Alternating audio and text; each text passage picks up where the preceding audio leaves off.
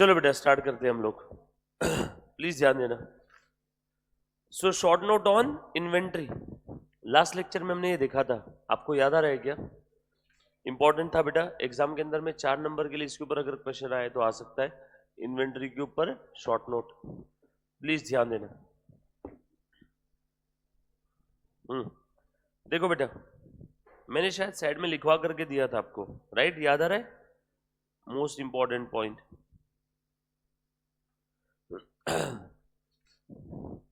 कभी भी मैसेज करने से पहले एक बार सोचना चाहिए क्या मैसेज कर रहे हैं, किसको कर रहे हैं, इसका परिणाम क्या हो सकता है, सब समझाना पड़ता बच्चों को।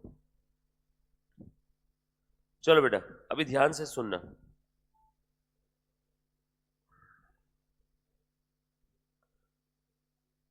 ऑब्जेक्टिव ऑफ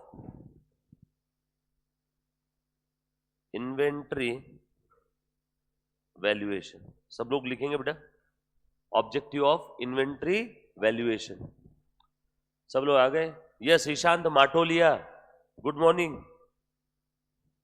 अब्सेंट रहता है एक लेक्चर के लिए, कब आऊं कैसे आऊं चल के। ये बच्चे पागल थोड़ी है, ये बच्चे पागल है क्या जो एक लेक्चर के लिए आके बैठे हैं? पीछे हाथ दिखाओ रे बेटा एक बार।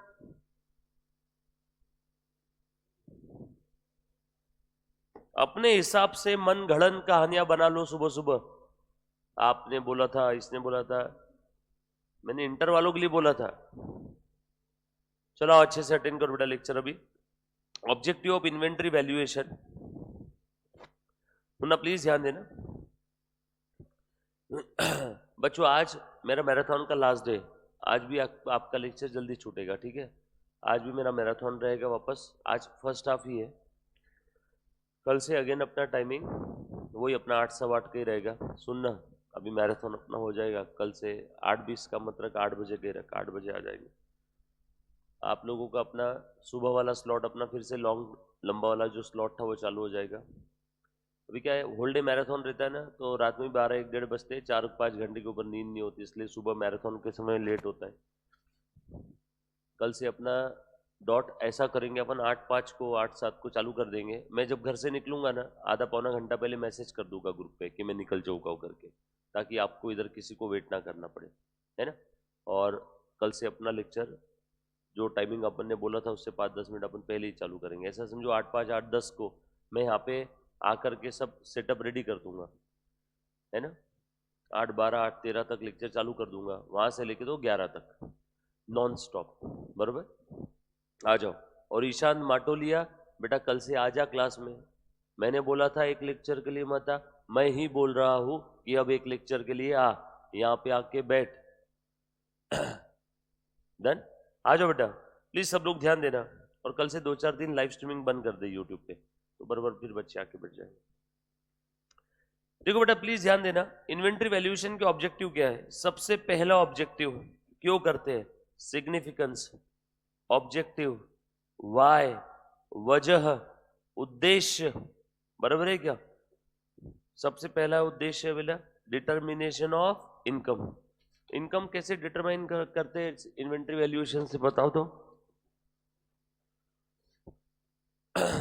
बोलो बेटा, इनकम का और इन्वेंट्री वैल्यूएशन का क्या संबंध आया?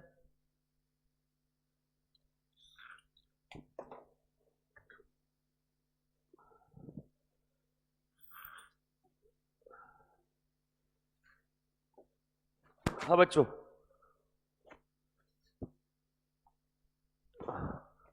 एनीबॉडी? इनकम का और इन्वेंट्री वैल्यूएशन का क्या कनेक्शन आया? आप सभी को मालूम है बच्चों, आप इन्वेंट्री ट्रेडिंग अकाउंट के क्रेडिट साइड में लिखते हो, यही है ना इन्वेंट्री?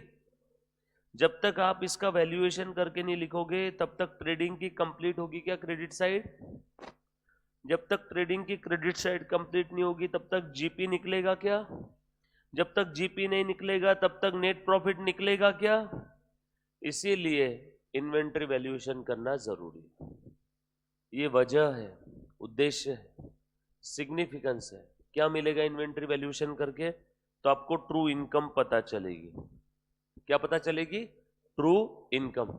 सो ध्यान से सुनना, सबसे पहला इंपॉर्टेंट पॉइंट है, आपने ऑब्जेक्टिव लिखा होगा ऊपर में इन्वेंट्री वैल्यूएशन, नीचे बस इतना एक वर्ड लिख लो, डिटर्मिनेशन ऑफ इनकम। लिखा बेटा? फटाफट से शॉर्ट हैंड में लिखना है, फटाफट से शॉर्ट हैंड में लिखना है बेटा, जल्दी जल्दी से लिखो।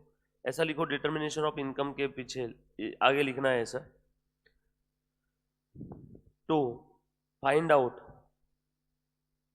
Out gross profit, to find out gross profit, comma COGS and ultimately net profit. खेल खत्म, बस इतना लिखना बेटा सभी ने। To find out gross profit, COGS and ultimately net profit. फटाफट से लिखो बेटा, एग्जाम में 5 नंबर के लिए एग्जाम में क्वेश्चन आने वाला है बेटा। उसके बाद ये यहां से नहीं देखेंगे हम लोग, एक्चुअल में करके देखेंगे प्रैक्टिकल में। दूसरा है असर्टेनमेंट ऑफ फाइनेंशियल पोजीशन। लिखो बेटा फटाफट से सेकंड पॉइंट। असर्टेनमेंट मतलब पता लगाना, असर्टेनमेंट का मतलब होता है पता लगाना। वो ACP प्रद्युमन बोलता है ना CID में, दया पता लगा, दया पता लगा, मतलब असर्टन कर, असर्टन कर। फाइनेंशियल पोजीशन का मतलब होता है बिजनेस की औकात। अमिताभ बच्चन जंजीर पिक्चर में बोलता है ना, आज मेरे पास गाड़ी है, बंगला है, कार है, मतलब वो अपनी औकात यानी अपनी फाइनेंशियल पोजीशन, मतलब अपनी बैलेंस शीट रीड कर रहा था। फाइनेंशियल पोजीशन कहां से पता चलती है? Via balance sheet, via balance sheet.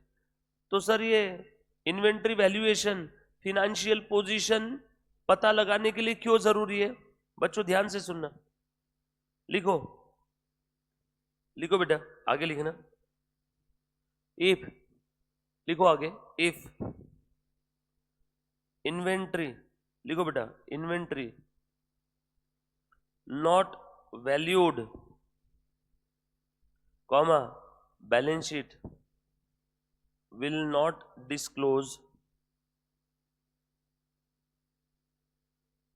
true position of the business। खत्म, true position of the business.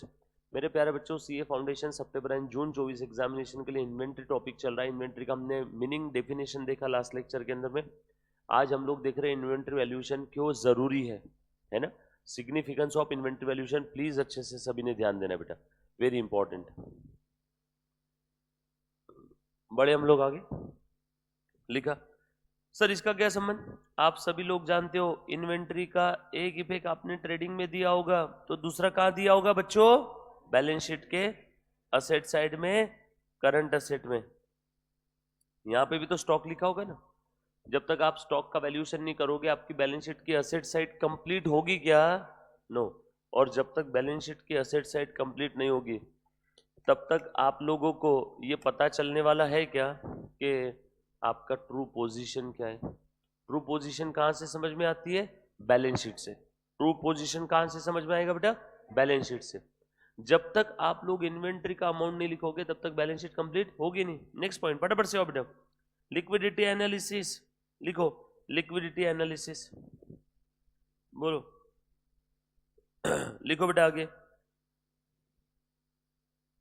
For liquidity analysis, कौन बात कर रहा है बेटा? प्लीज ध्यान दो। करंट रेशो, CR, आप पूरा लिखना। Current ratio plays very important role. Current ratio plays very important role, बरोबर है क्या? And current ratio cannot be find out without, बोलो बेटा, विदाउट इन्वेंट्री वैल्यूएशन। ओहो बेटा, लिक्विडिटी एनालिसिस का मतलब है क्या आपके बिजनेस की औकात है क्या नियर फ्यूचर में उसकी लायबिलिटीज पे ऑफ करने की। लिक्विडिटी एनालिसिस मतलब ये पता लगाना कि आपकी बिजनेस में जो नियर फ्यूचर में लायबिलिटीज आ रही है, क्या वो नियर फ्यूचर की लायबिलिटीज आप पे ऑफ कर सकते हो कि नहीं कर सकते हो। बस इस चीज का पता लगाना मतलब आप लिक्विडिटी एनालिसिस कर रहे हो। लिक्विड मतलब यहाँ पे क्या है? मनी। मनी, लिक्विड मतलब मनी। आसान भाषा में नियर फ्यूचर में आपके पास कितना पैसा आएगा, और नियर फ्यूचर में आपके पास से कितना पैसा जाएगा, नियर फ्यूचर में कितना आएगा, इसको आप लोग करंट असेट से पता लगा सकते हो। करंट, लॉन्ग टर्म नहीं, करंट असेट। और नियर फ्यूचर में कितना जाएगा, इसको आप करंट लाइबिलिटी से पता लगा सकते हो। बराबर है। तो ध्यान से सुनना, करंट रेशो हमें बताता है कि आपकी करंट असेट आपके करंट लाइबिलिटी के कंपैरिजन में कितनी है। ये रेशो कितना होना चाहिए, ये रेशो 1 या 1 से ऊपर होना चाहिए। क्यों सर, 1 से नीचे रहा तो क्या होगा, 1 से नीचे आपकी करंट असेट 2 रुपए, करंट लाइबिलिटी 4 रुपए, बताओ कितना आया रेशो, 1 से नीचे आ गया 0.5। आपका बिजनेस खतरे में है, आपके बिजनेस की नियर फ्यूचर की लाइबिलिटी है 4, नियर फ्यूचर में आपके पास आने वाला है 2, धंधा बंद हो जाएगा, आप बैंकरप्सी की तरफ जा रहे हो, आप इंसॉल्वेंसी की तरफ जा रहे हो। देखो नियर फ्यूचर में करंट लाइबिलिटी देना कितना है 4, नियर फ्यूचर में आपके पास कितना आएगा या कैश कितना है 2, कोई मतलब वाली बात है। इसीलिए रेशो हर बार कितना होना चाहिए, 1 या 1 से ऊपर, 1 या 1 से ऊपर। मान लो आपके पास ये 9 है और ये है बेटा आपके पास 6, बोलो कितना आया 1.5। और ये करंट असेट्स कब तक पता नहीं चलेगी, जब तक one of the current asset is inventory. Inventory is very important component of current asset. जब तक आपका इन्वेंट्री पता नहीं चलेगा तब तक आपका करंट असेट पता नहीं चलेगा, जब तक करंट असेट पता नहीं चलेगा, जब तक करंट असेट पता नहीं चलेगा तब तक करंट रेशो पता नहीं चलेगा, जब तक करंट रेशो पता नहीं चलेगा तब तक आपका लिक्विडिटी एनालिसिस नहीं होगा। यस और नो, यस। अरे लिक्विडिटी एनालिसिस मतलब आप कहीं कोई शॉप पे जाते हो कुछ खरीदने के लिए, जेब में हाथ डालते हो और देखते हो कुछ नहीं है, मतलब लिक्विडिटी एनालिसिस क्या है, 1 से नीचे माइनस में चल रहे हो, कर लिया आपने जेब में हाथ डाल के लिक्विडिटी एनालिसिस। आप ये देखते हो आपके पास कितना है देने के लिए, बराबर है ना। लिक्विडिटी एनालिसिस में धंधे में हम लोग थोड़ा सा ज्यादा डिटेल में देखते हैं, जितनी भी नियर फ्यूचर की लाइबिलिटीज है उसको पे ऑफ करने के लिए मेरे पास नियर फ्यूचर में कितनी आने वाले, कितनी करंट एसेट या कितना पैसा आने वाला है, बस इसी एनालिसिस को हम लोग क्या बोलते हैं, लिक्विडिटी एनालिसिस। बराबर है क्या। एक और नाम है इसका, working capital analysis.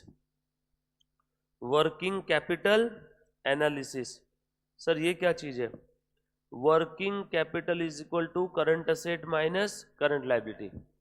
Near future में मेरे पास आएगा 100, नियर फ्यूचर में मेरे पास जाएगा, मेरे पास से जाएगा 80, तो तुम बताओ धंधा करने के लिए मेरे पास बच कितना रहा है 20। दैट खेड़ते भांडवल इज वर्किंग कैपिटल, है ना। बिजनेस को डे टू डे बेसिस पे स्मूथली ऑपरेट करने के लिए जो आपके पास पैसा बच रहा है, that amount is called as working capital. पानी पूरी खाने के लिए गए, आपने 30 रुपीज की पानी पूरी खाई, 50 रुपए उसको दिए, और अगर पानी पूरी वाला बोलता है भैया 20 रुपए छुट्टा नहीं है, आप क्या बोलोगे, कैसा पानी पूरी वाला है, 20 रुपए का भी वर्किंग कैपिटल नहीं है तेरे पास, 500 की नोट थोड़ी दिया, 50 रुपए दिए, 30 की पानी पूरी खाई, 20 तो दे, 20 के लिए भी तू बोल रहा छुट्टा नहीं, मतलब तेरे पास 20 का भी वर्किंग कैपिटल नहीं है क्या। कुछ बात समझ में आ रही है सभी को। So working capital means business को डे टू डे बेसिस पे ऑपरेट करने के लिए जो आपके पास फंड्स होने चाहिए वो क्या आपका वर्किंग कैपिटल। उसका मैथमेटिकल फॉर्मूला है CA minus CL, current asset minus current liability, current asset minus current liability, ये लिखा सभी ने। सो लिक्विडिटी एनालिसिस के लिए भी काम आता है, वर्किंग कैपिटल एनालिसिस के लिए भी इन्वेंट्री वैल्यूएशन काम आता है, बरोबर है क्या। और करंट एसेट आ रहा है, करंट एसेट किसके बगैर अधूरा है, इन्वेंटरी के बगैर, यस और no. So liquidity analysis, working capital analysis, बराबर। उसके बाद डायरेक्टली आ जाओ स्टैट्यूटरी कंप्लायंसेस। स्टैट्यूटरी कंप्लायंसेस क्या है बेटा बताओ तो। कंपनीज एक्ट 2013 के स्केड्यूल्स में दिया हुआ है, प्लीज ध्यान देना सर, ये क्या है, कंपनीज एक्ट 2013 में शेड्यूल 3 में पार्ट 1 में, पार्ट 2 में, पार्ट 1 में बैलेंस शीट, पार्ट 2 में P&L अकाउंट, दोनों जगह इन्वेंट्री है। और इसमें इन्होंने बताया भाई कि इन्वेंट्री का वैल्यूएशन कैसे कर रहे हैं।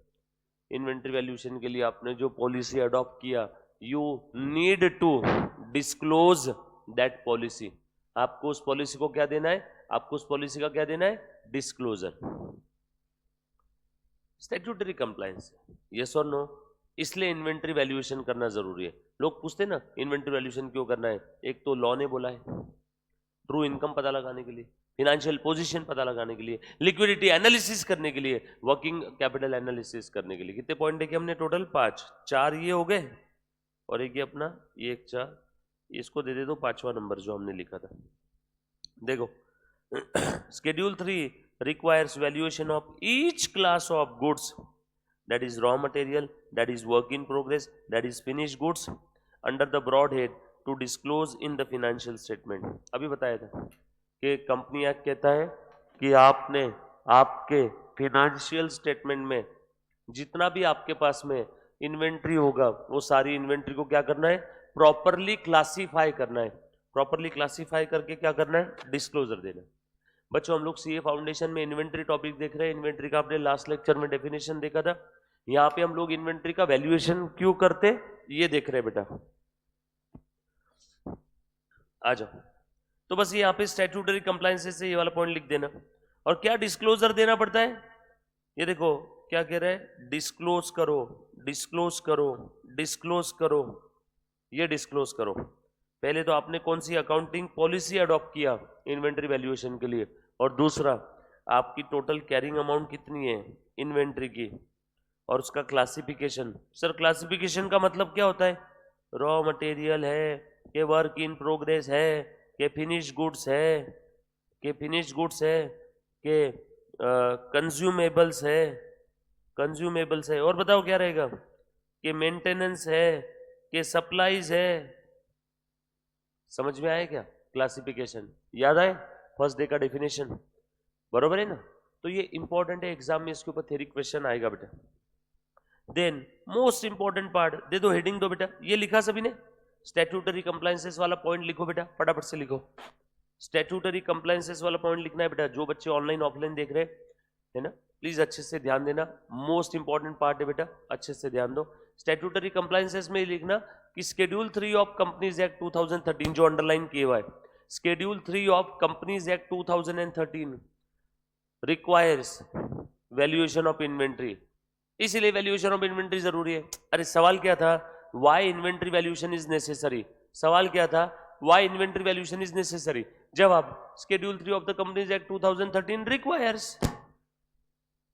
फिर आगे और लिखेंगे also schedule 3 also required to disclose, schedule 3 also requires to disclose। दो बातें डिस्क्लोजर करने के लिए बोल रहा है वो, दो बातों का डिस्क्लोजर है। एक तो accounting policy for measuring the inventory, और दूसरा total carrying amount of the inventory and it's classification, and it's classification. Classification किस किस में? Raw material, work in progress, बराबर है क्या? Finish goods, consumable, supplies, maintenance, किस चीज में आप क्लासिफाई कर सकते हो? ये सारी बातों का आपने क्या करना है? प्रॉपर डिटेल वे में डिस्क्लोजर देना है। ऐसा मैं नहीं बोल रहा हूं, ऐसा शेड्यूल 3 बोल रहा है। ऐसा कौन बोल रहा है बेटा? Schedule 3।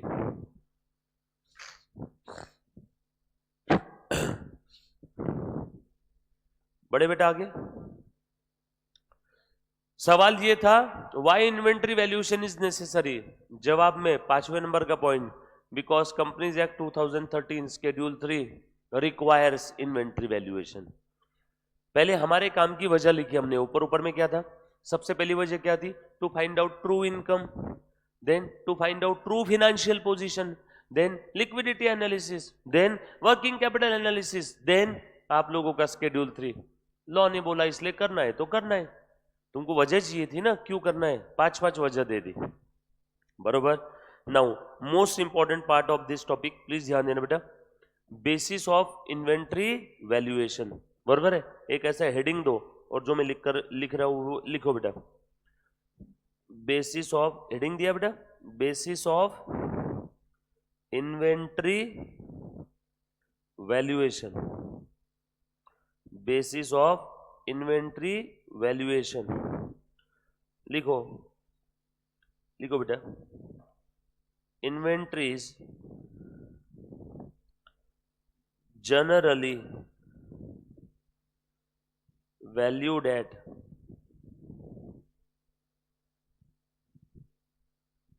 cost or net realisable value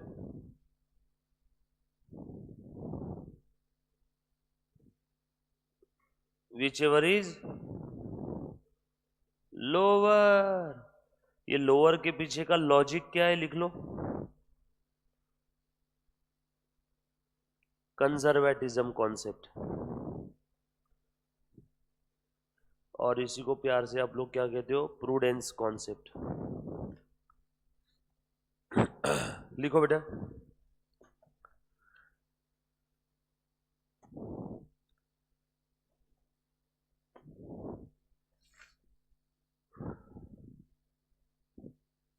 वो मैंने बताया था ना, अपसेंटी एक खतरनाक बीमारी है, सर्दी भी उसी में ऐड कर देना।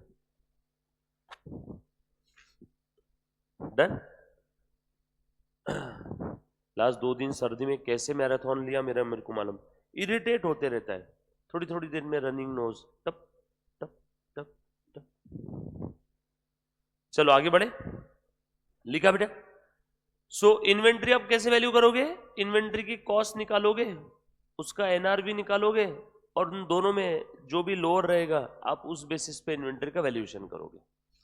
अरे बचपन में 11th-12th में आप लोगों को ट्रायल बैलेंस के थ्रू फाइनल अकाउंट बनाने का प्रश्न आता था।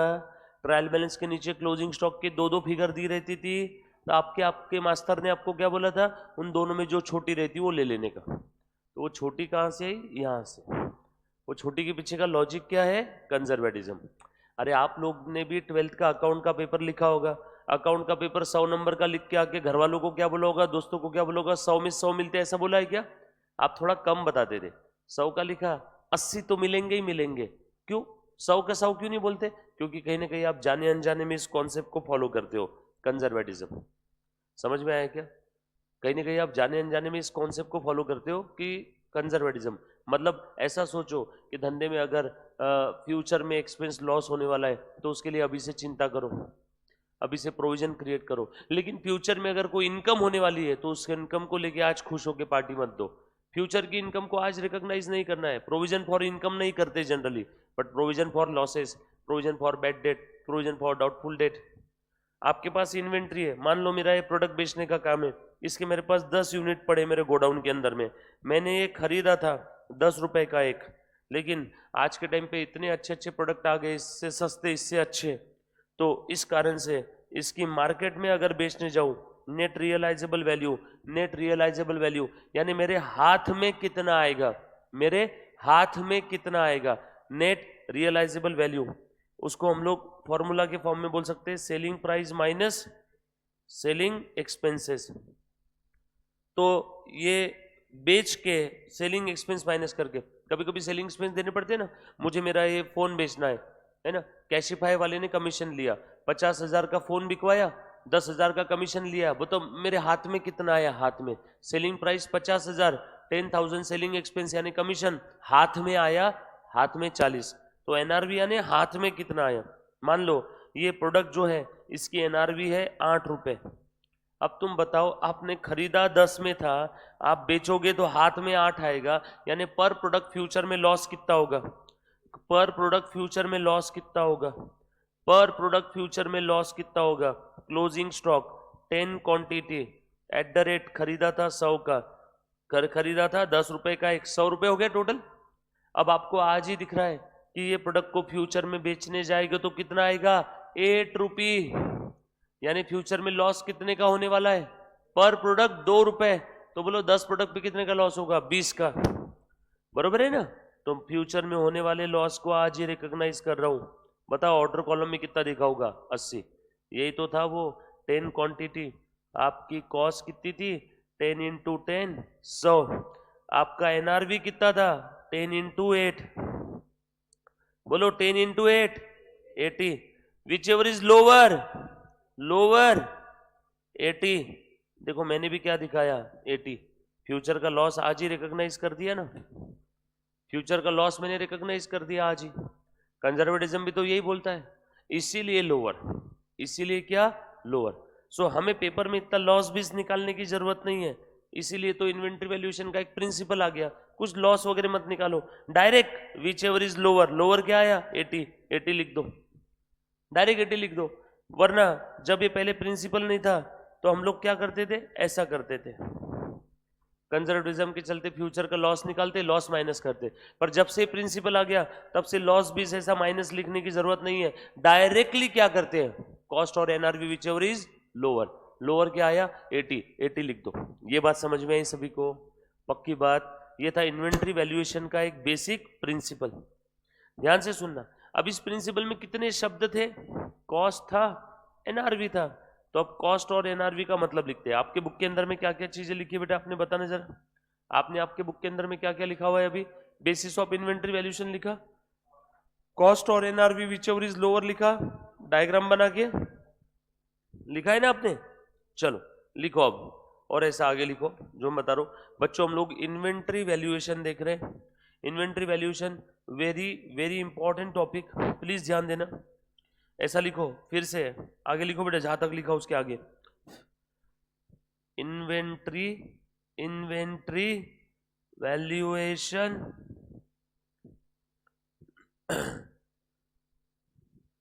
वैल्यूड एट, ऐसा लिखना जैसा मैं लिख रहा हूं। आपके भी पेज पे लेफ्ट राइट साइड में इतनी जगह होनी चाहिए जितनी जगह मेरे यहां पे छूट रही है, वैल्यूड एट कॉस्ट और एनआरवी whichever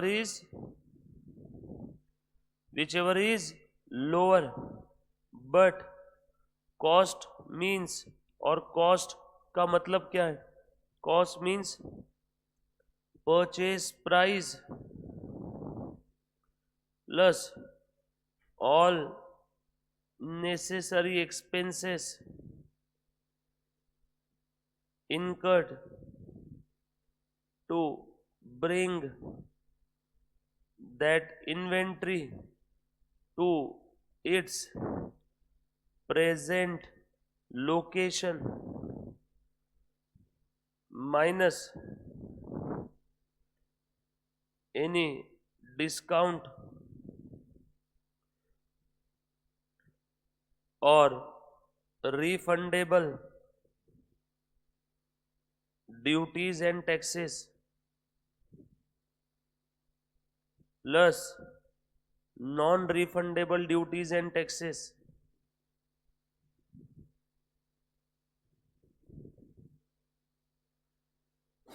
तो ऐसे निकलेगा आपका कॉस्ट। एनआरवी कैसे निकलेगा, NRV is equal to selling price minus selling expenses. Cost का मीनिंग लिखो, एनआरवी का मीनिंग लिखो बेटा, सब लोग प्लीज सारी चीजें लिखना है बेटा फटाफट से।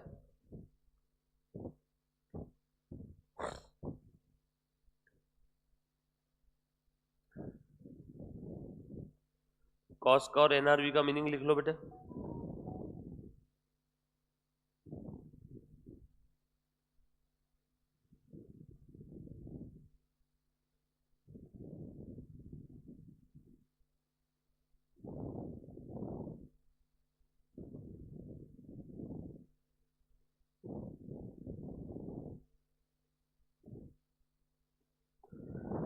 लिखा बेटा, तो आपको क्वेश्चन में कभी कभार रेडीमेड दिया नहीं रहेगा data, you have to find out the cost, you have to find out the NRV, then you have to value the inventory. बच्चों घर पे बीआरएस और डिप्रिसिएशन रिवाइज कर रहे हो ना, बेसिक बीआरएस डिप्रिसिएशन तीनों भी साथों साथ रिवाइज करो। जो क्वेश्चन हमने सॉल्व किए वो एक बार 10-10 15-15 मिनट चलते फिरते देख लिया करो, उसमें कुछ डाउट आया नेक्स्ट डे पूछा करो, यही सही तरीका है। आपने रिवीजन करना बंद कर दिया, आप 8 दिन में सब भूल जाओगे, मेरी बात समझना। और रिवीजन 15-20 मिनट मांगेंगी, आज तुम 8-10 दिन पढ़ाई मत करो, बाद में आज जो चीज 15 मिनट में हो रही है ना, तुमने 10 दिन अगर रिवाइज नहीं किया तो 10-12 दिन बाद वही 15 मिनट वाली चीज 1 घंटे में होगी। तुम और 1 महीना रिवाइज मत करो, जो आज 15 मिनट में हो रहा है 1 महीने बाद तुम पढ़ोगे वही चीज तो उसको 2 घंटे लगेंगे। तुमने आज का आज रिवाइज कर लिया 2 मिनट में होगा, आज का कल रिवाइज किया 10 मिनट लगेंगे, तुमने आज का परसों रिवाइज करने का सोचा 15 मिनट लगेंगे, आज का 8 दिन बाद रिवाइज करोगे इन्वेंट्री को, आज जो पढ़ रहे इसी को 1-1.5 घंटा लग जाएगा। जितना ज्यादा डिले करोगे रिवीजन में उतना तुम फेल्योर की तरफ बढ़ते जाओगे। देखो बात काम की है, जितने जल्दी। काफी बार बच्चे रिवीजन ही करते नहीं है, तो रिवीजन करना स्टार्ट कर दो। सर रिवीजन कब करे, समय नहीं है, चलते फिरते नहाते धोते खाते मुँहते, जब समय मिले तब रिवीजन करो। समझ में आया क्या? फोन है अपने पास में, कैमरा है, पहले तो कैमरा सिर्फ महेश भट्ट और करण जौहर के पास ही था, अब तो सबके पास कैमरा है ना, फोटो खींच खींच के रख लो ना जो तुमने नोट्स बनाए। फोन तो हर जगह रहता है इंसान के पास, सपने में भी फोन है, अब तो नींद में भी फोन है, साथ नहाते समय भी फोन रहते ही है, तो रिवीजन कर सकते हो आप फटाफट से। समझ में आया क्या? आ जाओ। सो इन्वेंट्री वैल्यूएशन के लिए कॉस्ट और एनआरवी का मतलब समझ में आए। देखो इसमें एग्जाम में क्या क्या क्वेश्चन आएगा मैं आपको बताता हूं, ध्यान से सुनना। मैंने आपको नेसेसरी कॉस्ट बोला था ना, all necessary cost to bring that inventory to its present location. तो कभी कभी क्या होता है मालूम है क्या, कुछ कुछ केस में हम लोग खरीदते हैं इन्वेंट्री को, कुछ कुछ केस में इन्वेंट्री को बनाना पड़ता है। क्या बात कर रहे हो सर? शक्कर बनाने के लिए रॉ मटेरियल क्या लगता है बताओ? गन्ने का रस। गन्ने का रस या तो खरीद लो या तो खुद गन्ना खरीद के गन्ने का रस बनाओ। कभी कभी आप इन्वेंट्री खरीद लेते हो या गुड्स खरीद लेते हो, कभी कभी आप बनाते हो। तो अगर आपने बनाया तो नेसेसरी कॉस्ट, सर आपने तो फॉर्मूला में परचेज प्राइस लिखा, यहां तो हमने बनाया मतलब परचेज तो किया नहीं, तो क्या जीरो लिखना है क्या? नो, नेसेसरी एक्सपेंस आ जाएगा ना। नेसेसरी एक्सपेंस के अंदर में कन्वर्जन कॉस्ट भी आएगा कि नहीं आएगा? नेसेसरी में ट्रांसपोर्ट कॉस्ट आएगा कि नहीं आएगा? यस और no? Conversion cost, transport cost. कभी कभी फैक्ट्री के अंदर में भी बड़े बड़े क्रेन से मटेरियल एक जगह से उठा के दूसरी जगह ले जाना है, तो उसके लिए भी ट्रांसपोर्ट कॉस्ट लगता है। सर क्या बात कर रहे हो, अपनी फैक्ट्री में अपनी घर पे? हाँ, वो क्रेन क्या फोकट की थोड़ी आती, रेंट पे लेके आती है। काफी बार फैक्ट्री के ओनर जो रहते हैं ना, वो क्रेनें हमेशा नहीं रहती है, रेंट पे लेके आते हैं। मटेरियल इधर से उधर रखने के लिए लाखों करोड़ों रुपए की वो क्रेनें खरीदते नहीं है। हाँ, और जिनका खरीदा हुआ रहता है उनका फैक्ट्री के अंदर में दीवारों में इंस्टॉल किया रहता है, वो इधर से उधर सब घूमते रहते हैं ऐसे। समझ में आया क्या? तो transport cost outside the factory भी लगता है मटेरियल के लिए, और इनसाइड भी फैक्ट्री लगता है। तो अब ये जो कन्वर्जन कॉस्ट है ना, ध्यान से सुनना क्या है। कॉस्ट ऑफ परचेज सभी को मालूम है। देखो तीन चीज थी, cost of purchase, conversion cost and other cost in bringing the inventory to its present location and condition. Condition use करने के लिए, जिस कंडीशन में होना चाहिए वो कंडीशन में लाने के लिए। गन्ना रस तो गन्ने के अंदर में भी है, बट वो डायरेक्ट यूज कर सकते हैं क्या? जब तक उसको निचोड़ के निकालेंगे नहीं तब तक यूजेबल कंडीशन में आएगा क्या वो? नो। इसीलिए प्रेजेंट कंडीशन लोकेशन तक लाने के लिए जो जो नेसेसरी खर्चे लग जाएंगे वो सब इन्वेंट्री के कॉस्ट में ऐड हो जाएगा।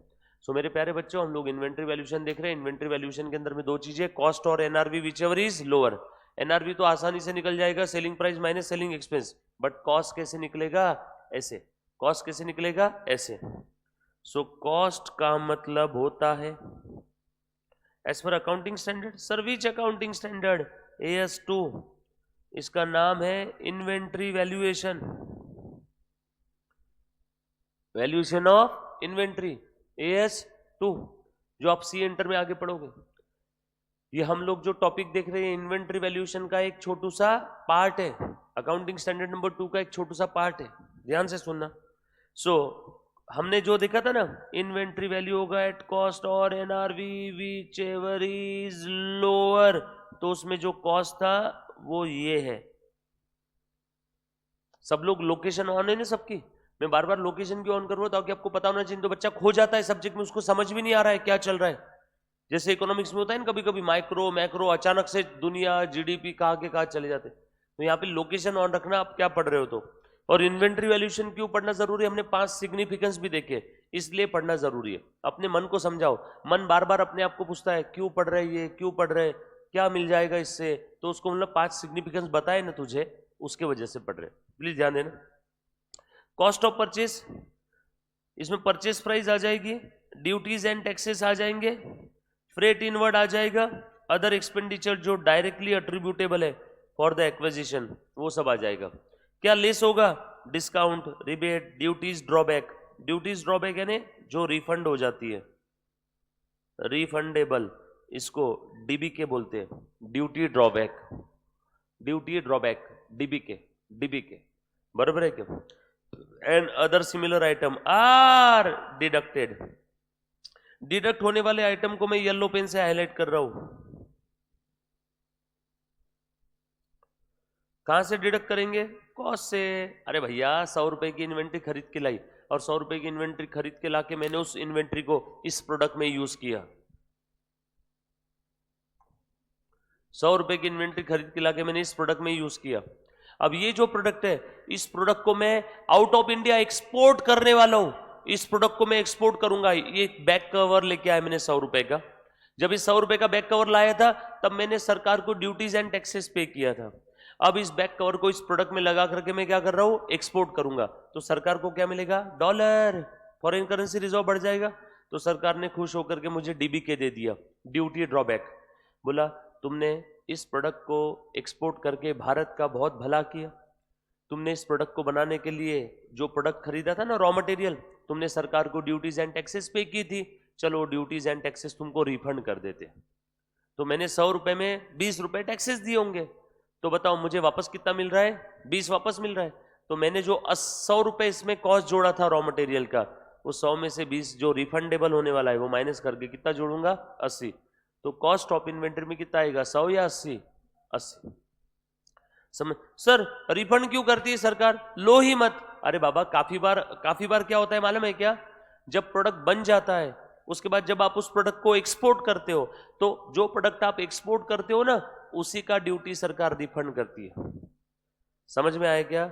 सरकार बोलेगी हाँ तू बदमाशी करेगा, प्रोडक्ट बनाने के बाद तूने एक्सपोर्ट नहीं किया, तो इसलिए जिस दिन तू एक्सपोर्ट करेगा तो एक्सपोर्ट करने के बाद एक्सपोर्ट रिसीट दिखा देना, और जो तूने उस प्रोडक्ट को बनाने के लिए ड्यूटी टैक्सेस पे किए होंगे वो रिफंड हो जाएंगे। पहले पे कर दे और तूने कंडीशन फुलफिल कर दी तो क्या हो जाएगा? रिफंड। समझ में आई क्या बात सभी को? आ जाओ। तो ये कॉस्ट के अंदर में क्या ऐड होगा, क्या लेस होगा, समझा? कॉस्ट ऑफ कन्वर्जन भी देखना। कॉस्ट ऑफ कन्वर्जन की अगर मैं बात करूं तो कभी कभी क्या होता है कि हम लोगों को जो मटेरियल चाहिए वो डायरेक्टली नहीं मिलता है। कभी कभी क्या होता है, जो मटेरियल चाहिए वो डायरेक्टली नहीं मिलता है, आपको उस मटेरियल को कन्वर्ट करना पड़ता है। जैसे शक्कर बनाने के लिए चाहिए गन्ना रस, फार्मर गन्ना रस देगा क्या आपको?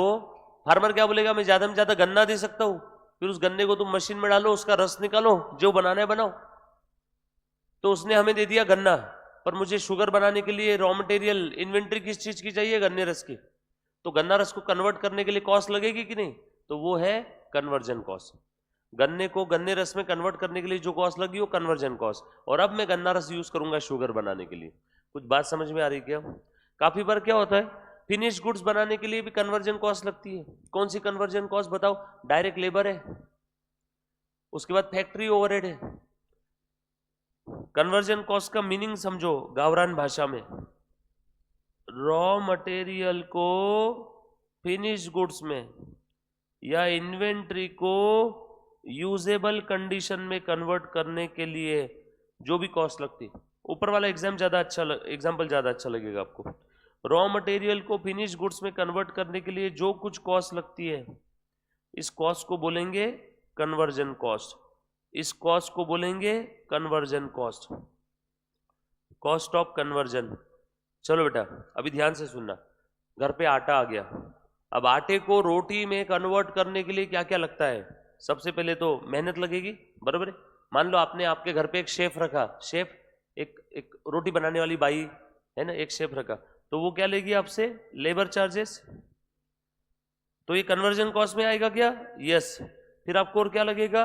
Water, gas, other material, salt लगेगा। किसी ने बोला कि मुझे रोटी के अंदर काजू बादाम डाल के चाहिए, तो और कुछ अगर आपका वो इंग्रेडिएंट्स वगैरह कुछ रहेंगे तो वो लगेंगे। समझ में आया क्या? तो ये क्या है बेटा? ये है डायरेक्ट लेबर और ये है ओवरहेड्स। कौन से ओवरहेड्स है? Production overheads. अब आपका सवाल, सर ओवरहेड यानी क्या? Indirect expense. ये ओवरहेड्स यानी क्या होते हैं? Indirect expense. इसका एग्जाम्पल, मॉल के अंदर में चीजें महंगी क्यों मिलती है? ओवरहेड्स की वजह से। क्योंकि मॉल में lighting, salesman, sales girl, elevator, lift, चमक धमक, रोशनी, रूम फ्रेशनर, एसी बीसी सब लगे रहते हैं। सब क्या है? ओवरहेड्स है। सेम चीज आप रोड साइड खरीदोगे तो आपको सस्ते में मिल जाएगी, क्योंकि उसकी कोई ओवरहेड्स नहीं है। No electricity, no salesman, no sales boy, no AC, no झाड़ू खटका, no lift, no elevator, no parking, कुछ है नहीं टंटा। समझ में आया क्या? तो ये ओवरहेड्स के कारण चीजें कभी कभार महंगी होती है। तो ये कुछ कौन से ओवरहेड की मैं बात कर रहा हूं? Factory overhead.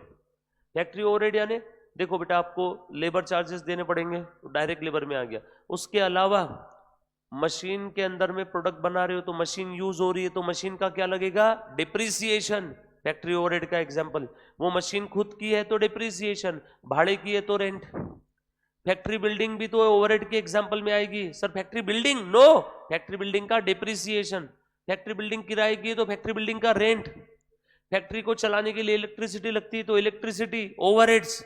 समझ में आया क्या? तो ये सब ओवरहेड्स के एग्जांपल है। ओवरहेड्स के एग्जांपल क्या है? प्रोडक्शन ओवरहेड के, फैक्ट्री बिल्डिंग का रेंट, फैक्ट्री बिल्डिंग खुद की होगी तो उसका डिप्रिसिएशन, इलेक्ट्रिसिटी, यस और नो। उसके बाद में आप लोगों का और क्या रहेगा रे? मशीन का डिप्रिसिएशन, खुद भाड़े की होगी तो मशीन का रेंट। ये सब ओवरहेड्स है। सुपरवाइजर की सैलरी, सुपरवाइजर डायरेक्ट लेबर है क्या? नो। वो प्रोडक्शन पे काम कर रहा है क्या? नो, बस वो वॉच रख रहा है। समझ में आए? सिक्योरिटी गार्ड की salary, security guard production line पे काम कर रहा है क्या? नो, वो इनडायरेक्टली प्रोडक्शन लाइन के काम, इनडायरेक्टली प्रोडक्शन लाइन के लिए काम कर।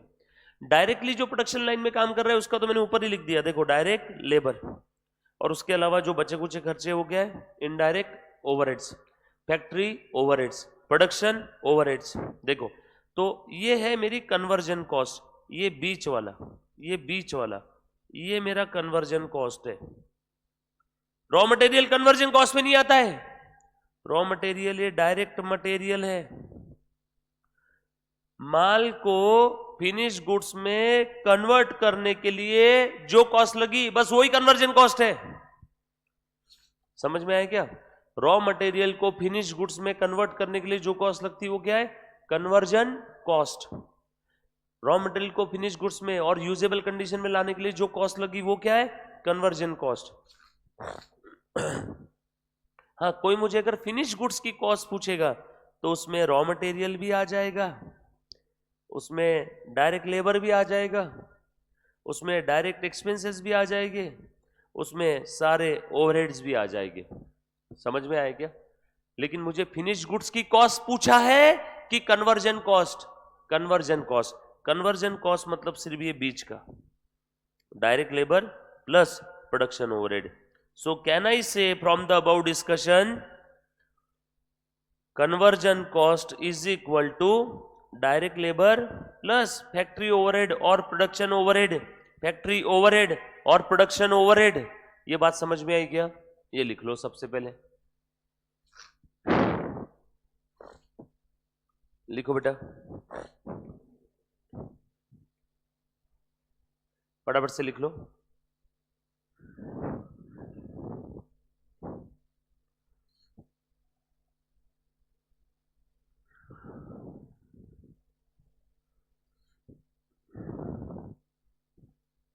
एक सेकेंड के लिए बोर्ड पे देखना जरा, एक सेकेंड के लिए देखो। Cost of conversion includes cost directly related to the units of production such as, बोलो ऊपर का मतलब क्या बता दिया इन्होंने? Direct labour.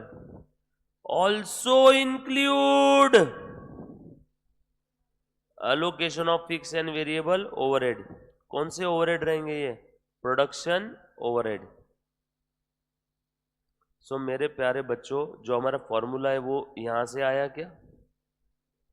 Direct labour plus production overhead, direct labour plus production overhead. समझ में आया क्या? अब तुम बताओ, डायरेक्ट थ्योरी पढ़ के कभी समझ में आता था क्या 1.5 लाइन की? क्योंकि बच्चे उसमें थ्योरी में इतना ध्यान ही नहीं देते। ऑल्सो इंक्लूड प्लस आगे ओवरहेड्स, डायरेक्ट लेबर, बच्चा क्या करता है? कॉपी वर्क को छोड़ देता है। ये प्रैक्टिकल के अंदर में आएगा आगे जाके। फिर बच्चा एग्जाम में अगर ये आया तो बच्चा बोलता है ऐसा फॉर्मूला तो कहीं था ही नहीं सिलेबस में। बेटा ये फॉर्मूला नहीं था, इंस्टीट्यूट ने सेंटेंस के फॉर्म में लिख के दिया था ना, ये सुनो। तो दैट्स वाई इंपॉर्टेंट है। प्रैक्टिकल क्वेश्चन में आगे देखिए बेटा, लिखा सभी ने?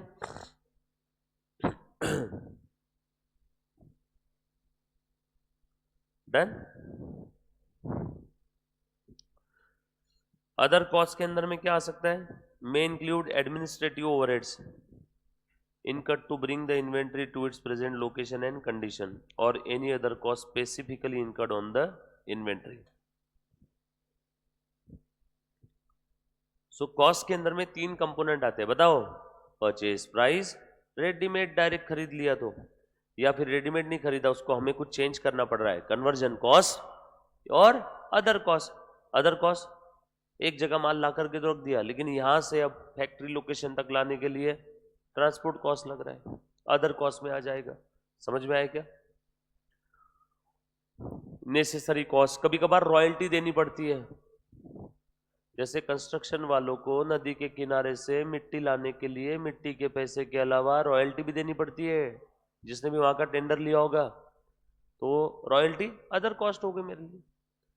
Cost incurred necessary to bring that raw material और to bring that inventory to its present location and condition.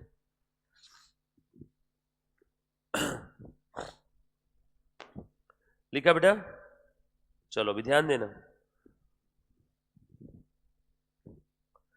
और कुछ कॉस्ट भी हम लोग ऐड कर देते हैं, जैसे कि कस्टमर ने बोला, ध्यान से सुनना बेटा, कस्टमर ने बोला मुझे ये ऐसा चाहिए, तो उसके लिए उस प्रोडक्ट के अंदर में और कुछ कॉस्ट लग रही है, तो वो भी उसकी कॉस्ट में ऐड हो जाएगी क्या?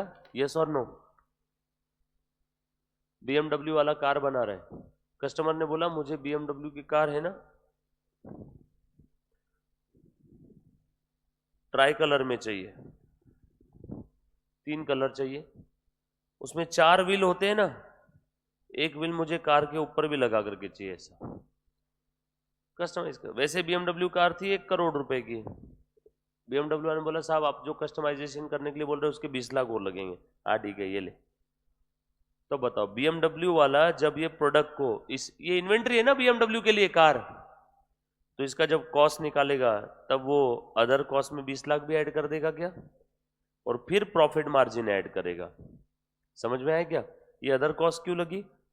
स्पेसिफाइड कस्टमर के लिए आपको कुछ अलग से कॉस्ट लगानी पड़ जाए तो। कस्टमर के अंदर खुजली रहती है ना कभी कभी, मुझे गोल्डन कलर में चाहिए, सब गोल्ड। समझ में आया क्या? तो इसलिए कंपनी वाले बोलते हैं हाँ करके दे देंगे, पैसे देने की ताकत है ना, हाँ कितने चाहिए उससे डबल लो, कोई टेंशन नहीं। भाड़ा आते रहता है रोज का 2-4 लाख, महीने का 1.5-2 करोड़ का भाड़ा आता है। गुंठा मंत्री, बहुत सारी जमीनें पहले की, बैठ के भी खाए तो भाड़ा 7 पीढ़ियां बैठ के खाएगी। तुम मालूम है ना, ऐसे बहुत सारे लोग हैं पुणे में, मेरे क्लाइंट है पहचान के, आज भी अपन उनका काम करते। कौन सा एरिया है अपना, वो वाकड़ साइड में एरिया है ना, उनका ट्रांसलिंक का बहुत बड़ा काम है, नाम नहीं ले पाऊंगा यहाँ पे। उनके पास 200-250 टेम्पो ट्रेवलर है, वो ट्रेवलर नहीं रहती, वो 15 सीटर कंपनी के लिए जो रहती है। तो मैंने जब उनका बैलेंस शीट देखा तब उनके बैलेंस शीट में टेम्पो ट्रैवलर के अलावा मुझे और भी एक आइटम दिखा, लैंड एंड बिल्डिंग्स। उसमें लैंड कितनी थी? स्क्वायर फुट में नहीं, मीटर में भी नहीं, एकड़ में भी नहीं, किलोमीटर में। वो हाईवे के इस साइड में 4 किलोमीटर इधर 4 किलोमीटर इधर, उन्हीं का लैंड। उसमें जो भी टपरी है, होटल है, कुछ और होगा, गोडाउन्स दिए होंगे, फैक्ट्री वालों को गोडाउन्स भाड़े से लगते हैं ना, फैक्ट्री शेड डाल देते हैं हाईवे पे, ट्रक को सिटी में घुसने की जरूरत नहीं। महीने का भाड़ा कितना आता? कम से कम 4-5 करोड़ रुपए का, महीने का बोल रहा हूँ, साल का नहीं, महीने का भाड़ा। और ये टेम्पो ट्रैवल वगैरह सब अलग, ये 200-250 गाड़ियां वो सब अलग, उनका नहीं बोल रहा हूँ मैं, जो भाड़ा आता वो अलग। बोलते हरीश तू सांग की काय करायचं पैशाचं आता, और काय करायचं दादा, घर पे येल्लो कलर की हमर धूल खा रही है, हमर हमर आती 1.5-2 करोड़ की गाडी। मला दादा इन्व्हेस्ट करा, कुठे इन्व्हेस्ट करायचा, आणखी जमिनी घेऊन टाक। कुठून घ्यायची जमिनी आता, सगळी तुमचीच आहे, दोनों साइड में तुमचीच जमीन आहे, कुठून घ्यायची आणखी नवीन, बघ म्हणे कुठं नवीन स्कीम वगैरे असणार तर। मला काहीच नका करू, वाढ राहू द्या बँकेत, क्या अभी इनको, और गरज क्या है? नाही म्हणे मुलं बाळा पॉकेट मनी मागतात महिन्याला 2-2 लाख रुपये, कुठून द्यायची म्हणे। म्हटलं दादा तुम्ही 2 लाख नहीं 10 लाख रुपये महीना दिला तरी ते संपणार नहीं। समझ में आया क्या? तो समझाना पड़ता। और उसमें जो कुछ लोग हैं ना पुणे के, जो गुंडा मंत्री, जिनको अक्ल नहीं थी, उन्होंने बिल्डर को अपनी जमीनें कौड़ियों के भाव में बेच दिया पहले। उसमें ये कुछ लोग होशियार भी है जिन्होंने बिल्डर को दिया नहीं, आज सब मजे में। करोड़ों रुपए का रेंट, करोड़ों रुपए का। बताओ मेरे को क्या सीए करायची, काय सीए करायची गरज आहे त्यांना? 10-12 सीए काम करेंगे उनके अंदर। मैं तो उनसे मैं फीस का भी बोलता नहीं उनको 6-6, 8-8 महीने तक। बोले काय जे घ्यायचं ते घेऊन टाक। काय एखादा प्लॉट करू का तू या नावानं? प्लॉट 1000-1200 स्क्वेअर फीट नाही जात सध्या, काही नाही, लागलं त्यावेळेस सांगणार। क्या है, इन लोगों से लेना भी दुश्मनी है बॉस, दोस्ती भी बेकार है और दुश्मनी भी बेकार है। इन लोगों से दोस्ती ज्यादा अच्छी भी बेकारी है और दुश्मनी भी बेकार है। न्यूट्रल रहना काही नहीं पाहिजे। एहसान लेना भी नहीं, एहसान करना भी नहीं। तुमने एहसान लिया तो कल चल के जिस दिन ये लोग बुलाएंगे, हाँ मी इथं बसलेलो आहे, ये 8:30 वाजता रात्री घे चल घे आपण बसू थोड़ा वेळ, बैठना पड़ेगा। तुमने आज एहसान लिया तो बैठना पड़ेगा। फिर उनका मूड खराब है तो भी जाना पड़ेगा कि 30-90 घे, तो बैठना ही पड़ेगा क्योंकि तुमने प्लॉट लिया ना, तो तुम अब वो बैठना पड़ेगा, फिर वो गुलामी है। इसलिए मैं बच्चों को भी काफी बार बोलता हूँ, खास करके लड़कियों को, कि कभी भी तुम नए सिटी में आए रहने के लिए मम्मी पापा को छोड़ के, तो किसी से एहसान मत लो। तुमने आज एहसान लिया तो तुमको एहसान कल किस रूप में चुकाना होगा तुमको समझ में भी नहीं आएगा। हमारी एक स्टूडेंट थी पहले की, उसने इधर का एक ब्रोकर था, उसने बोला कि अरे अरे आपसे क्या ब्रोकरेज लेना। उसने ब्रोकरेज दिया नहीं, उसने लिया नहीं, उसके बाद दोस्ती यारी हो गई। फिर वो कंपलसरी, जब भी वो ब्रोकर बुलाए, चलो यार आज कॉफी पीने चलते हैं, जाना तो पड़ेगा क्योंकि ब्रोकरेज माफ किया ना 8-10 हजार, उसका अटेम्प्ट ही चला गया। फिर मैंने उसको बोला था, मैंने बोला तू जो भी है, मुझे उसने बताया था सर मैंने तो उसको ब्रोकरेज भी नहीं दिया। मला इसमें बेवकूफ़ तू बन रही है, क्योंकि वो कल चल के तुझे व्हाट्सअप करेगा, रात में कॉल करेगा, तुझे जवाब देना होगा क्योंकि तू एहसान खा के बैठी है ना उसका, तूने ब्रोकरेज नहीं दिया बोला उसको, तो तुझे तो अब उसका जवाब देना होगा कॉल का। तू ऐसा समझ पार्ट टाइम एम्प्लॉई है अब उसकी, वो जब जब बुलाएगा तुझे तब तब जाना होगा। और हुआ वैसे, फाइनली हुआ कैसा, मैंने उसको बोला ये तेरा ब्रोकरेज ले, आज के बाद इसको कॉल नहीं करने। इसीलिए मैंने जो बताया ना, एक प्लॉट पाहिजे का, प्लॉट घेतलं की मग आपल्याला जावं लागणार। हाँ हरीश कुठे है, पहले हरीश सर बोलते, प्लॉट ले लिया तो क्या बोलेंगे हरीश, अभी क्या बोलते हरीश सर, क्योंकि हरीश सर पानी भी नहीं पीते ना उधर का, कुछ भी नहीं, एहसान कभी नहीं, क्योंकि इनसे दोस्ती भी बेकार और दुश्मनी भी बेकार, न्यूट्रल न्यूट्रल। समझ में आएगा? ठीक है, आ जाओ, हम लोग कहां से अदर कॉस्ट से अदर इस पे चले जाते हैं सब। कॉस्ट के अंदर में 3 चीजें बेटा, cost of purchase, cost of conversion और अदर कॉस्ट। इन तीनों के अंदर में जो चीजें हाईलाइट करके दी बस उतना ही आपने अच्छे से ध्यान रखना। इसका प्रैक्टिकल रेफरेंस बार बार आने वाला है, तब आगे बताऊंगा। वेरी इंपॉर्टेंट थ्योरी क्वेश्चन लिखो, थ्योरी क्वेश्चन है, बार बार एग्जाम में पूछा हुआ है, बार बार एग्जाम में पूछा हुआ है। लिखो बेटा, exclusion from the cost of inventory, exclusion from the cost of inventory. नीचे में से कौन कौन से एक्सपेंसेस हम लोगों को एक्सक्लूड करने हैं, यानी इंक्लूड नहीं करने हैं। अब बच्चे सब कुछ पढ़ते हैं, ये बीच बीच का पॉइंट छोड़ देते हैं मॉड्यूल के अंदर का, और ये थ्योरी क्वेश्चन आ जाता है। बराबर है क्या? Theory question for 4 to 5 marks. Inventory की कॉस्ट में क्या नहीं लेना, क्या लेना हमने देख लिया है, क्या नहीं लेना। एबनॉर्मल अमाउंट ऑफ वेस्ट, गावरान भाषा में इसको एबनॉर्मल लॉस बोलते हैं। Storage cost, storage cost, administrative overhead, admin charges, क्योंकि एडमिन चार्जेस का क्या रोल है इन्वेंट्री को प्रेजेंट लोकेशन में लाने में?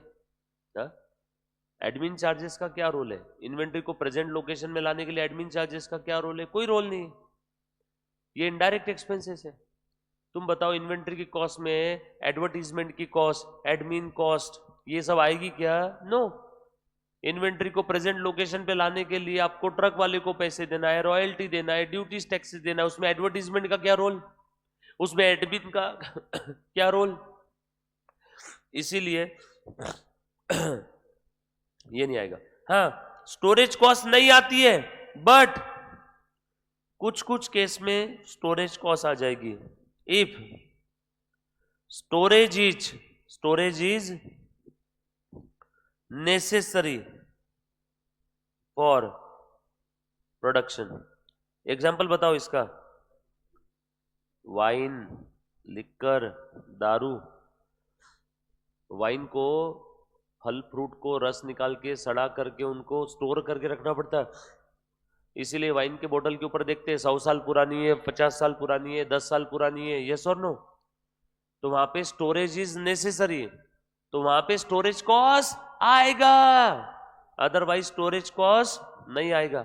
दही, स्टोरेज इज नेसेसरी, दही को 1-2 दिन तक के स्टोर करके रखना पड़ता है, दूध में नींबू डाल के 2 दिन स्टोर करते, समझ में। वहां पे storage is necessary because storage is necessary for production. बगैर स्टोरेज के आपका प्रोडक्शन होगा ही नहीं। उसके बाद सेलिंग डिस्ट्रीब्यूशन भी नहीं आएगा, सेलिंग एंड डिस्ट्रीब्यूशन ओवरहेड्स।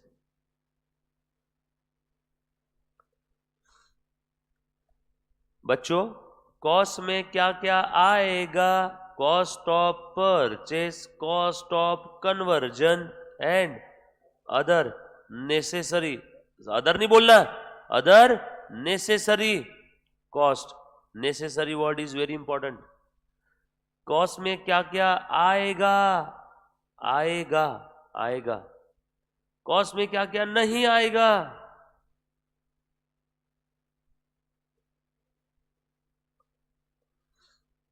नहीं आएगा। बेटा एग्जाम में इसके ऊपर थ्योरी क्वेश्चन आएगा कि कॉस्ट में क्या नहीं आएगा, समझे ना। 70-80% बच्चे मिस कर जाते इस पॉइंट को, क्योंकि उनको आदत रहती है खटखट खटखट आगे आगे बढ़ने की। ये सब कॉस्ट में आता है, ये सब आता है जो हमने ऊपर पढ़ा, ऊपर के पेज पे।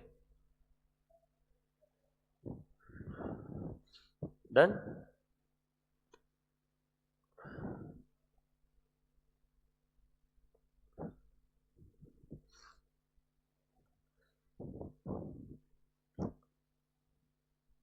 बच्चों आपका लेक्चर अभी कितने बजे? 11 बजे रहता है ना?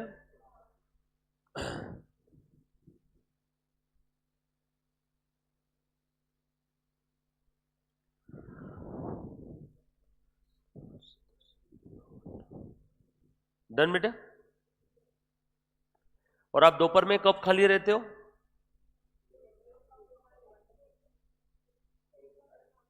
2 से 3:30, 2 से 3:30 खाली रहते हो।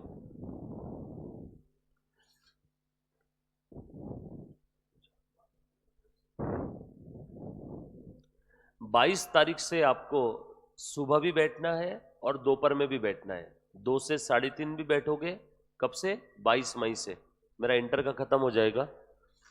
22 मई से आप सुबह बैठोगे 8 से 10, 8 से 10, 10:15 तक। और बाद में फिर आप 11 बजे वो लेक्चर अटेंड करोगे पुष्कराज सर का, फिर 12 बजे मेरे ख्याल से सर्विस सर का जो भी है, और फिर 2 से 3:30, 12 बजे क्या है? हाँ जो भी है, फिर 2 से 3:30 आप खाली रहोगे ना। 2 से 3:30 फिर से मेरे से मिलने आ जाना, अपन 2 से 3:30 और पढ़ेंगे। कब से? 22 या 23 तारीख, 1-2 दिन आगे पीछे हो सकता है इंटर की वजह से, है ना। आज की 17 है ना? हाँ, तो आपका टाइमिंग बढ़ जाएगा। और वो ईशान को बोल देना, अब तो बोलना अब एक लेक्चर नहीं है बोलना, 3.5 घंटे के लेक्चर रहेंगे बोलना, चुपचाप से आ जाने का इधर।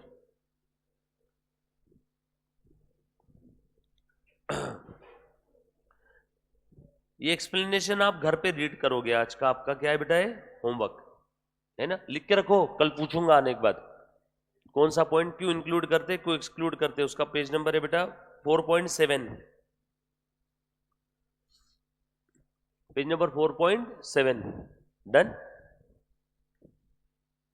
उसके बाद एनआरवी, एनआरवी के बारे में डिस्कशन की जरूरत नहीं। एनआरवी का बस ये फॉर्मूला याद रखना, selling price minus selling expenses, selling expense, distribution expense, sir distribution expense क्या होता है?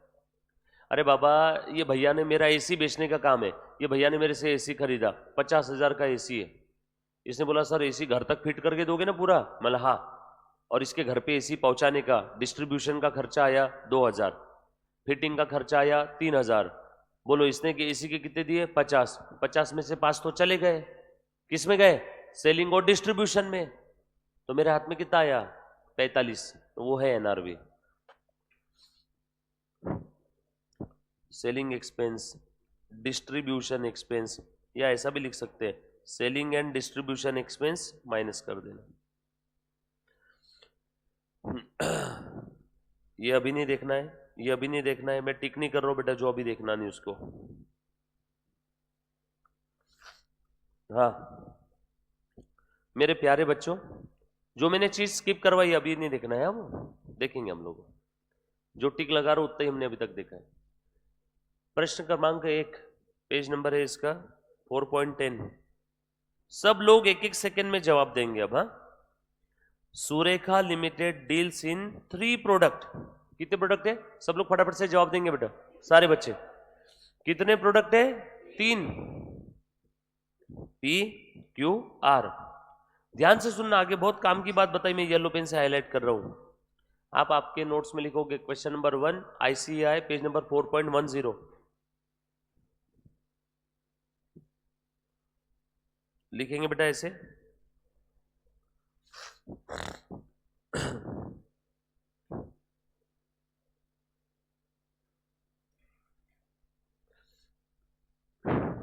बाईस 23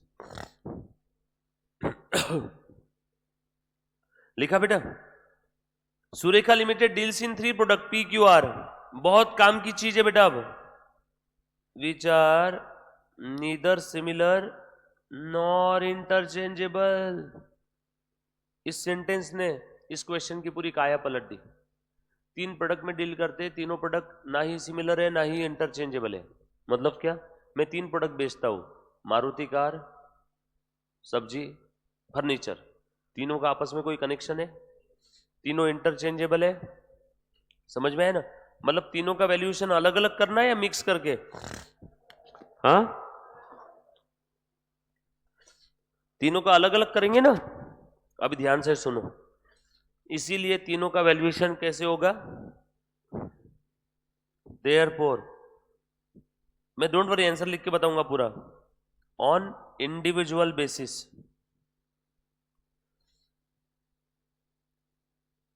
not not not on global basis. इसीलिए तीनों का वैल्यूएशन कैसे होगा? इंडिविजुअल बेसिस पे, ग्लोबल बेसिस पे नहीं।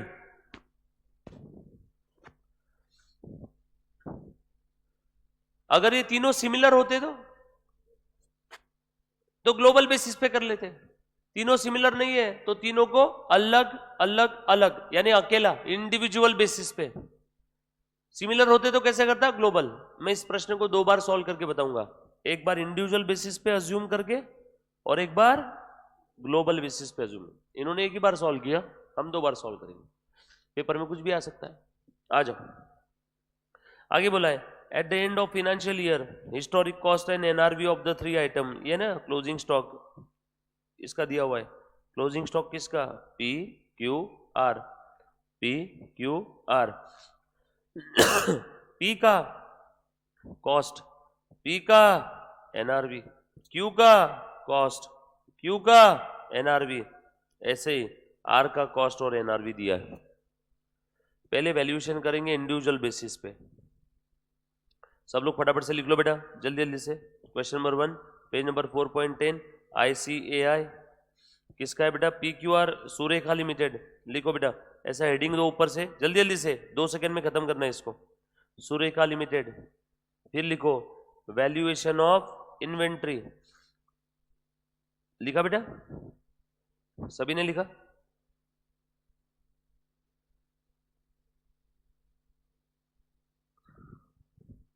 सीन्स लिखो बेटा जल्दी जल्दी से। Items are neither similar nor interchangeable, therefore P Q R cost NRV valuation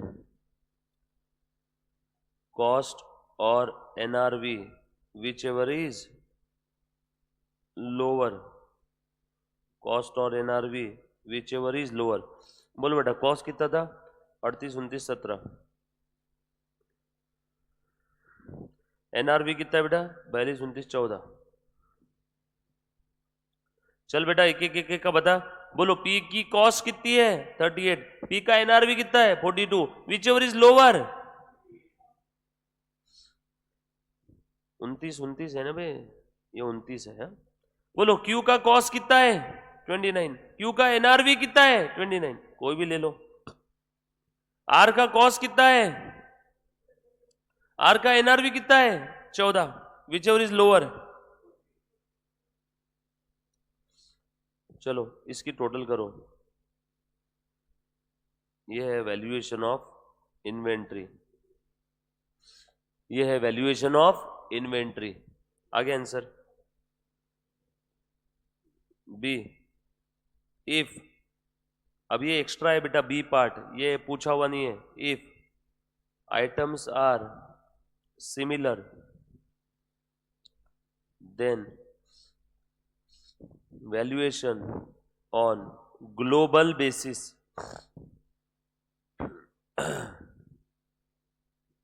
P Q R cost, जल्दी जल्दी लिखो, NRV 42 29 14, सिमिलर है तो सारे कॉस्ट की टोटल कॉस्ट, सारे NRV की total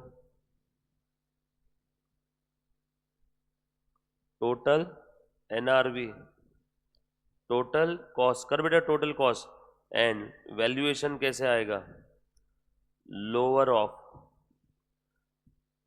total cost and total NRV। बोलो बेटा कॉस्ट का टोटल कितना है 8 और 9 17 और 7 24 से 4 8 4 2 3 2 5 2 7 और 1 8, और इधर में कितना है बेटा 9 2 11 4 15 4 5 7 8। बोलो whichever is लोअर, और यहाँ पे कितना आया 9 8 17 4 21 चलो 3 2 5 7 आया क्या। नेक्स्ट क्वेश्चन,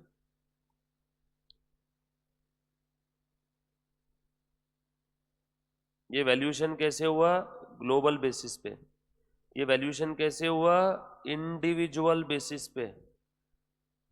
तुम्हें पता नहीं है सीए फाउंडेशन सीए इंटर में इतना फालतू का प्रश्न सैकड़ों बार पूछा हुआ है आज तक।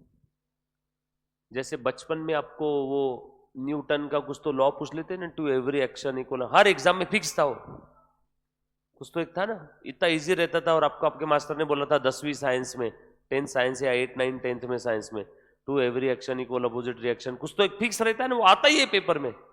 वैसा काफी बार ये पूछ लेती है इंस्टीट्यूट, क्योंकि सारा का सारा पेपर टफ भी थोड़ी निकालना है, 40 नंबर का पेपर इजी भी तो निकालना है। इंस्टीट्यूट के सामने गांव खेड़े का भी बच्चा है, सारा पुणे सिटी का बच्चा थोड़ी है। इंस्टीट्यूट के नजरों के सामने गांव का भी तो बच्चा है, जिसके पास ना इलेक्ट्रिसिटी है, ना इंटरनेट है, ना कोचिंग क्लास है, ना कुछ है। तो इंस्टीट्यूट को उसे भी मद्देनजर रखते हुए पेपर सेट करना पड़ता है। सारे बच्चे का टॉपर थोड़ी रहते। आ जाओ, उसके बाद आगे बढ़ो बेटा, आगे अपना आंसर। उसके बाद फीफो मेथड है, यहाँ से आगे की सारी मेथड हम लोग देखेंगे टुमारो। थोड़ा सा नाक साथ नहीं दे रहा है, मैं आज जल्दी छोड़ रहा हूँ एक, क्योंकि 25 मिनट बाद मेरा मैराथन रहेगा डॉट, ठीक है।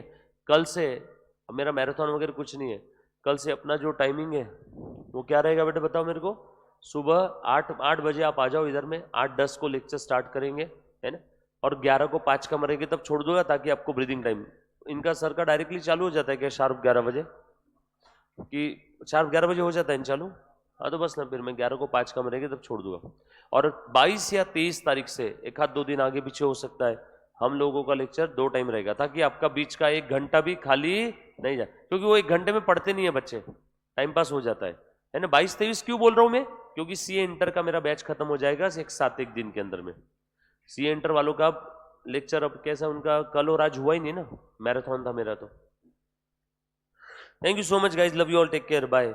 ईशांत अगर लेक्चर देख रहा है तो मुन्ना कल से आजा, आकर के बैठ इधर में, क्लासेस चल रहे हैं, तू बैठेगा ही नहीं तो कैसे होगा।